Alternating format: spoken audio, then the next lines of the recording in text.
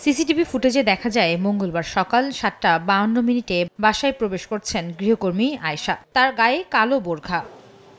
এরপর ৯:৩৬ বের হন তিনি। তখন গায়ে স্কুল ড্রেস।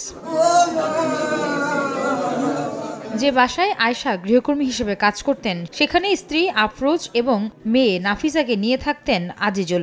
বেলা ১১টায় বাসায় ফিরে স্ত্রী ও মেয়ের রক্তাক্ত মরদেহ দেখতে পান তিনি। বাসার মেঝে ও দেয়ালেও রয়েছে রক্তের চিহ্ন।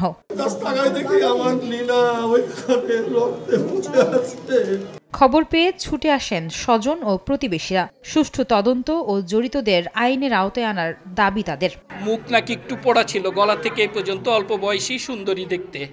৩ থেকে ৪ দিন আসছে, নিস্তালার গার্ডের মাধ্যমে রেফারেন্স নিয়ে কাজে আসছে। স্কুল ড্রেস পরে হিজাব পরে বের হয়ে গেল। সেই মেয়ে তো কখনো হিজাব পরেনি। দারোয়ান কি এটুকু কিছুই বুঝতে পারেনি? এদিকে ঘটনাস্থল থেকে হত্যায় ব্যবহার করা ছুরি উদ্ধার করা হয়েছে। আর সিসিটিভি ফুটেজ পর্যালোচনা করে জড়িতদের গ্রেফতারের চেষ্টা করছে বলে জানিয়েছে পুলিশ। মেঝেতে এবং ওয়ালে অনেক রক্তের দাগ রয়েছে।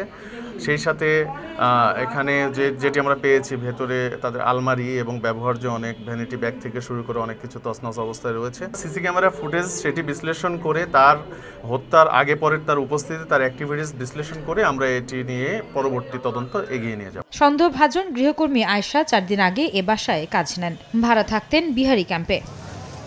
আয়েশা সিদ্দিক, সামিয়া, সময় সংবাদ, ঢাকা।